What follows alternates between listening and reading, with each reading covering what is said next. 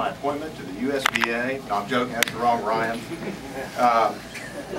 Following today's political spectacle, though, and a month removed from the lunacy that was this past legislative session, I feel confident in saying that if there were to be an 11th commandment, it would read, "Thou shalt not use these commandments to get reelected."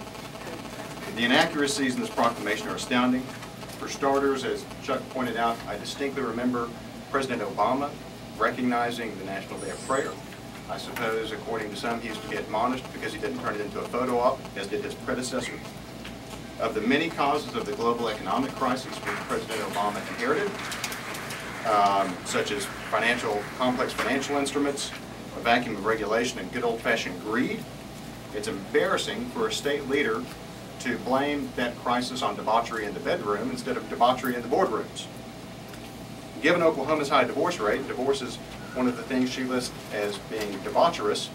Our state's statistic in divorce, I suppose we're a state of debauchees. And all of those that have been taken by Bernie Madoff should instead direct their anger not at Bernie Madoff himself, but at the governor of South Carolina. I'm also astonished at the intellectually dishonest portrayal of our nation's founding.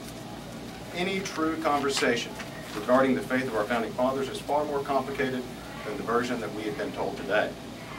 Our founders certainly wrestled with matters of faith, but I doubt any of them would live up to the attributions that have been cited to them in these quotes in the proclamation, many of which have inaccuracies. Of our first 5 presidents, 4 were deists. The other rejected the concept of the Holy Trinity and the divinity of Jesus Christ. Our 3rd president even took a blade to his Bible and carved out the portions that were at odds with his belief. And if you ever visit Monticello, you can pick up a copy of the Jeffersonian Bible in the gift shop. No, to find even a hint of the church-state relationship suggested by Representative Kern, we have to go back over a century before the founding to our colonial roots as a nation.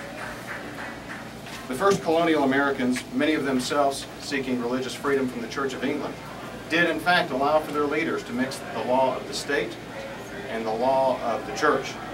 It was a time when men and women such as Roger Williams and Anne Hutchinson were banished from their colonies for daring to promote religious tolerance. On the historical hills of colonial America, our founders knew far better than we do today of the division that results when government takes sides in matters of individual conscience. It's no accident that the United States boasts high church attendance and a great percentage of our citizens believe in God. But it's not because we have to or we're forced to, and it's certainly not because Sally Kern says so. It's because in America, we can. In a couple of days, we'll celebrate our nation's independence. It's especially troubling that these zealots would use this day of unity to play a very divisive game of allowing the government to ordain on high what is good and holy and what is not. This is the very division our founders foresaw for the then fledgling democracy. Today I'm proud to stand with these many individuals and organizations and with our founders in saying we reject this divisive political stunt and instead celebrate the miracle of the human mind and its ability to believe in a manner each sees fit. Go to church where you want. Love whom you want. And the ability to elect a government that will concern itself with building a strong economy, providing a world-class education system for our next generation of leaders, and making sure that health care is available to all Oklahomans. And all of these things have a direct correlation to reducing the incidences of child abuse, divorce, and abortions. Let me close with a question. And it begins with a story I once heard by a Christian pastor in Tulsa. There's a 4th-generation Tibetan monk. Every morning he milks the goats. He takes the goats to another pasture. He works in the garden. He says some prayers and he burns some incense. He's never married. He doesn't kill. He doesn't cuss. He doesn't fight. He's never heard of the Christian gospel in his remote, isolated corner of the world, and he has never accepted Jesus Christ as his personal Savior.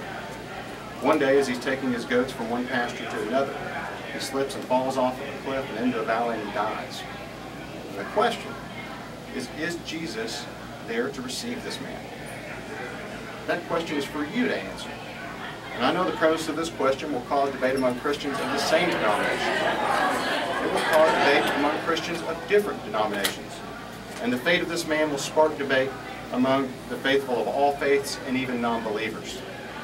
Regardless of how we answer that question, we should all be grateful and protective of our nation and our Constitution that allows that answer to be a matter of individual conscience. That's the genius of America and the spirit of Oklahoma, a state with a rich history of diversity defeating segregation, of tolerance triumphing over hatred, where being an Oklahoman has nothing to do with your race, your faith, or your sexual orientation, but rather being a good Oklahoman means answering your neighbor's call for help and the determination to persevere through the greatest of challenges. Thank you.